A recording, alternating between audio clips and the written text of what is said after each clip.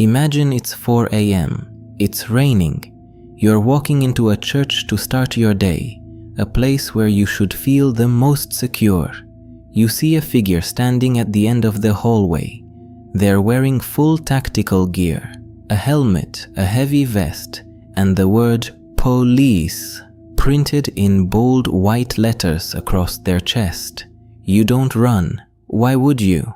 You think it's a security check. You think you're safe.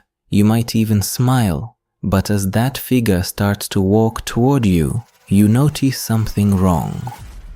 They aren't moving like a police officer. They're swinging a heavy hammer.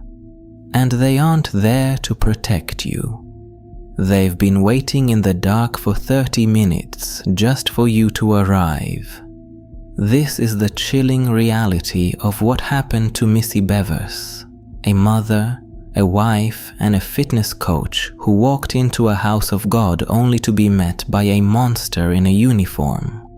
What you are about to see is one of the most disturbing pieces of surveillance footage ever captured. A killer caught on camera, hiding in plain sight, wandering the halls of a sanctuary like a ghost. For 10 years, the world has stared at this video, looking at the way this person walks, the way they move, and the gear they wear. Yet, no one can say for sure who is under that helmet.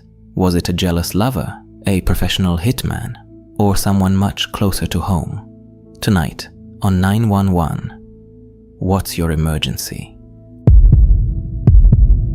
We are peeling back the layers of the Midlothian SWAT killer. We are analyzing the duck walk, the secret messages, and the blood-stained evidence that turned a small Texas town into a house of suspicion. Don't blink. In this case, the person you think is there to save you is the one who's come to take your life. To understand the sheer scale of this mystery, you have to visualize the setting. The Creekside Church of Christ isn't just a building. In a town like Midlothian, Texas, it's a pillar of the community, a sanctuary, a place where people come to find peace, to celebrate life, and to seek refuge from the world. But on this rainy Monday morning, April 18th, 2016, that sanctuary had been breached long before the sun began to rise. The storm that night was heavy. Thunder rolled over the dark fields of Ellis County, and the rain lashed against the church's large glass windows. Inside, it should have been empty, silent, but at approximately 3:50 a.m., the silence was broken, not by a member of the clergy and not by a person seeking prayer. The motion-activated cameras in the north hallway flickered to life. A shadow stepped into the frame. I want you to really look at this footage. Look at the silhouette that appeared out of the darkness. This isn't the frantic, panicked movement of a common burglar. Most thieves are in and out in 5 minutes. They are nervous, they grab the electronics, they hit the safe, and they run back to the safety of the night. But this person, this figure, they stayed for nearly half an hour. They didn't just break in, they haunted the building. Watch as they wander into the kitchen. They stroll into the Sunday school rooms where children usually sit. They use a heavy pry bar to systematically smash glass panels. But notice what they don't do. They don't reach for the expensive audio equipment. They don't look for donation boxes. They don't even seem to be searching for anything of value. It feels performative, like they are playing a role. The tactical gear they are wearing is oversized, almost comical if it wasn't so terrifying. The police vest is bulky, hanging low on their frame.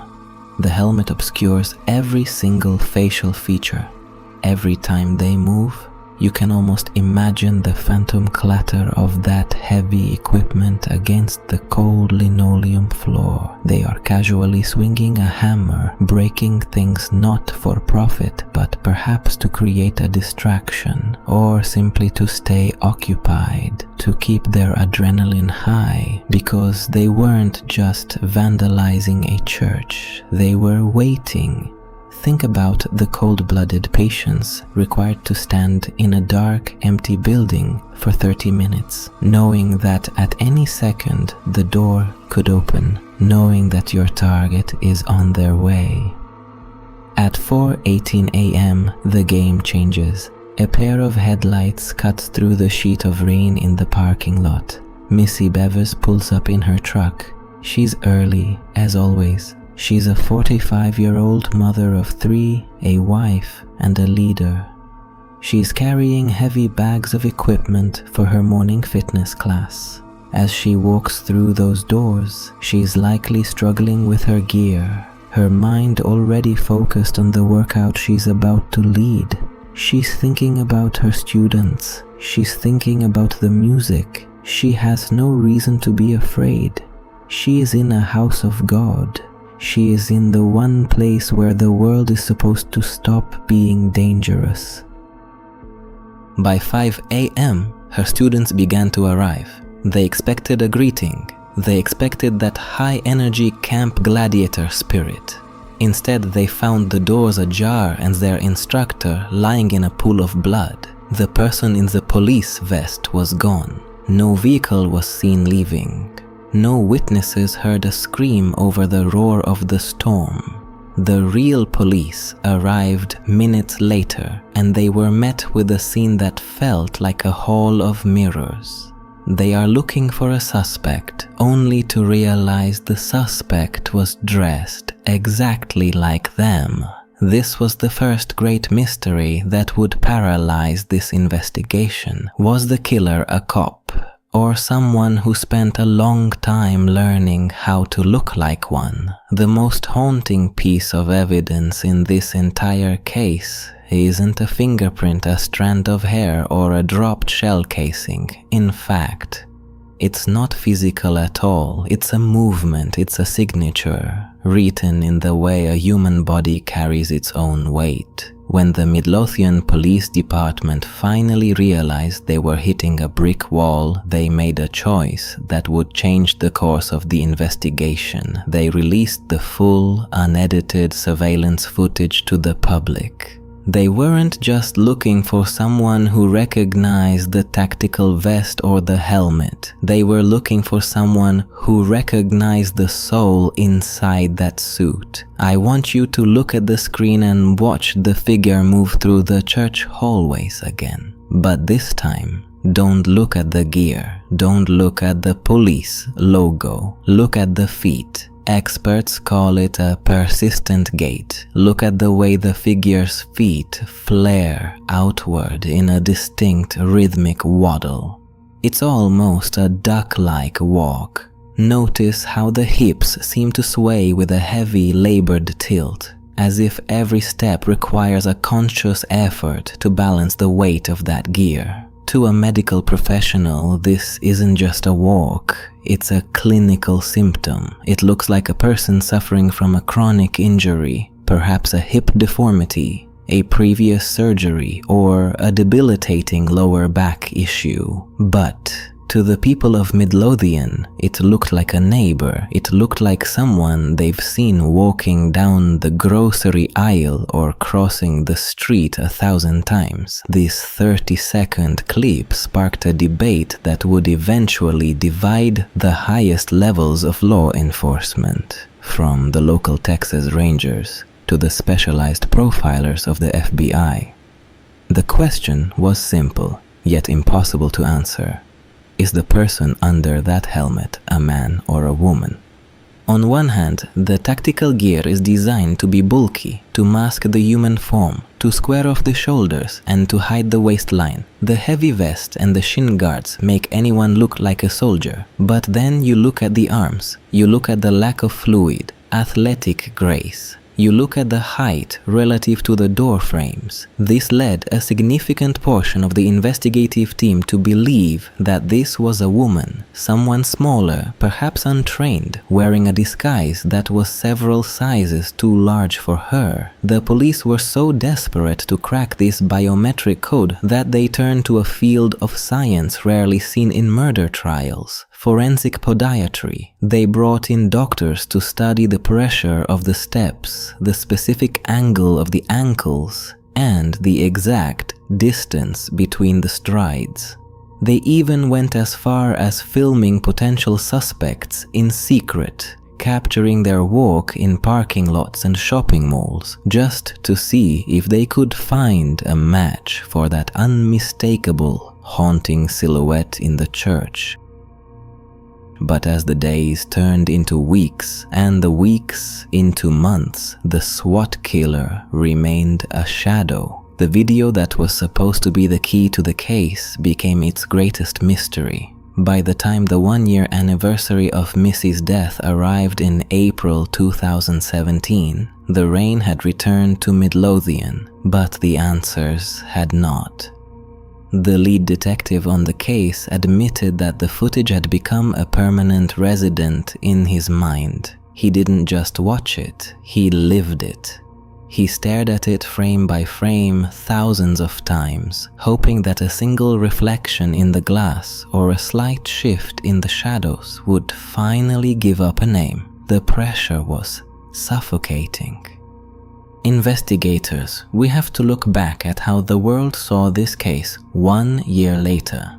This report from the Today Show captures the raw frustration of an investigation that had everything: video, a motive, and a town full of witnesses, and yet absolutely nothing at all.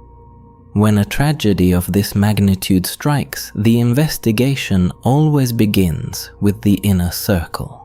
It's a grim rule of homicide. Look at the people who knew the victim's schedule, their habits, and their secrets. In the days following Missy's death, the quiet suburban image of the Bevers family began to crack under the weight of 1,000 search warrants. The police didn't just look at the church, they looked at the bedroom, they looked at the bank accounts, and most importantly, they looked at the cloud. Missy's husband, Brandon Bevers, was the first and most obvious person of interest. At the time of the murder, he was hundreds of miles away on a fishing trip in Mississippi. His alibi was verified by multiple witnesses, hotel receipts, and GPS data from his phone. He was, by all accounts, physically incapable of being the person in that hallway. But, as any investigator will tell you, a husband doesn't have to pull the trigger or swing the hammer to be involved. The town held its breath when the search warrants were unsealed.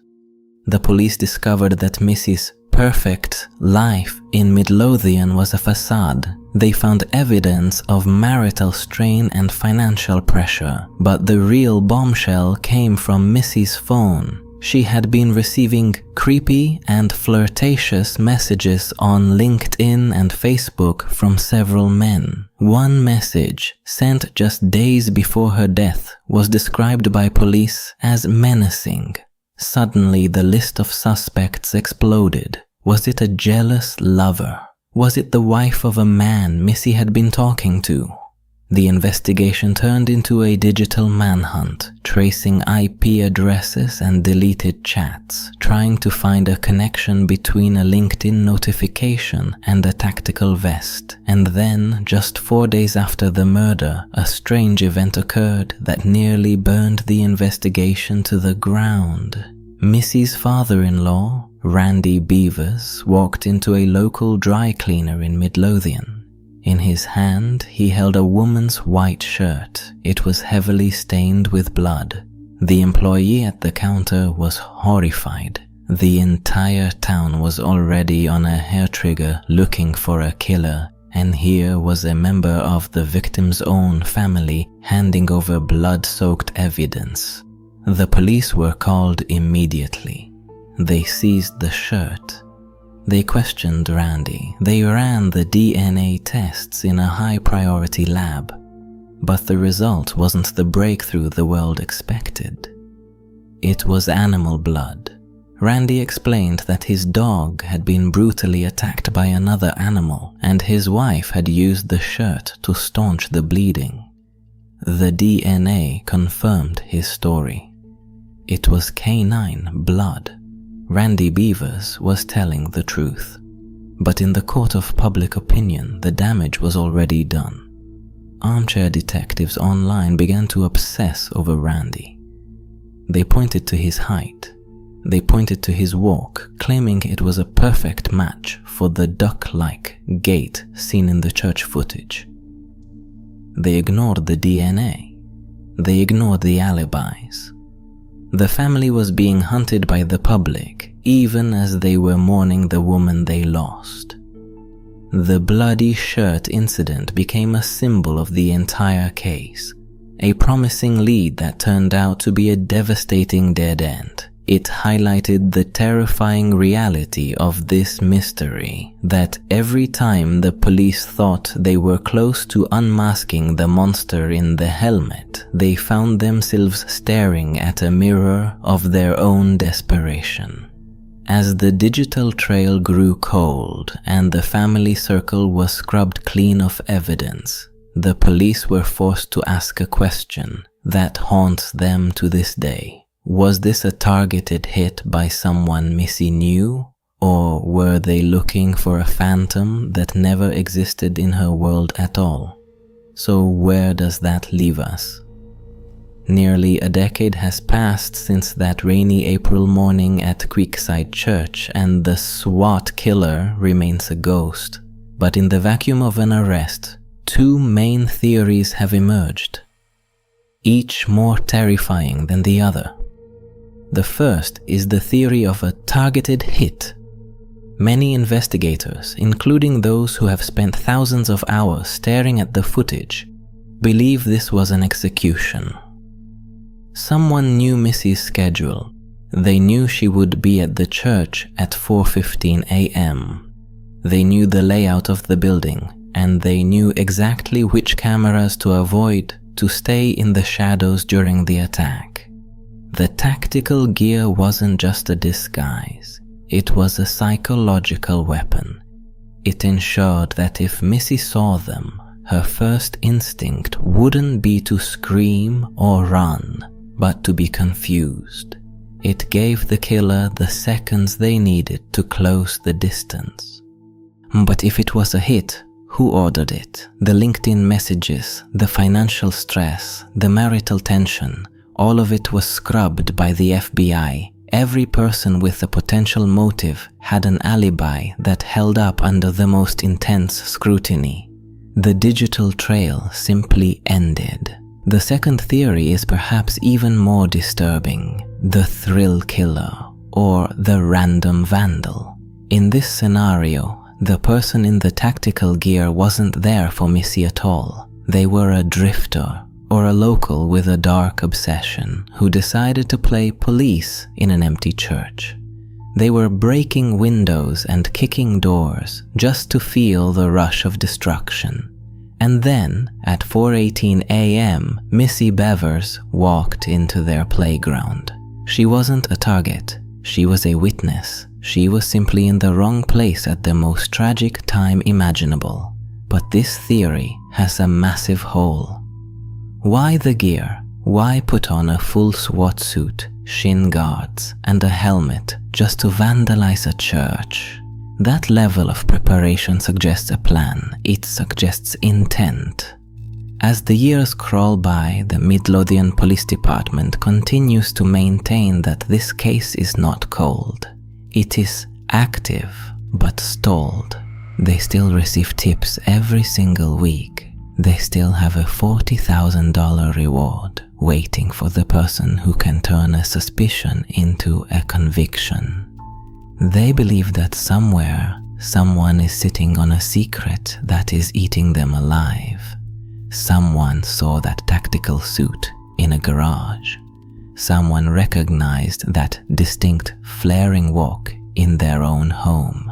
The tragedy of Missy Bevers isn't just that she was taken from her 3 daughters and her community. It's that her killer walked right in front of us. They gave us 30 minutes of high-definition footage. They showed us their gait, their height, and their habits.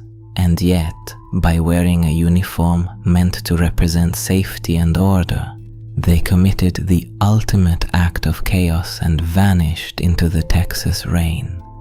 Missy's students still remember her motto, "If it's raining, we're still training."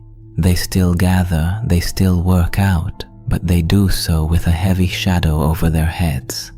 They know that until that helmet is removed and a face is revealed, the SWAT killer is still out there, walking among them, carrying a hammer in the dark. If you have any information, if you recognize the movement in that video, or if you know someone who owned tactical gear that disappeared in April 2016, call the Midlothian Police Department. It only takes one person to finally bring Missy the justice she deserves. Nearly 10 years later. And the footage still hasn't given us a name, just a silhouette moving through the darkness, like it belongs there. The gear was a disguise, the walk wasn't. Somewhere out there, that same person is still living a normal life, blending in, unnoticed, and maybe someone has already seen that walk and didn't realize it, because some mysteries don't end. They just wait to be understood. If you want to see more cases like this, make sure to subscribe and check out the next video on your screen.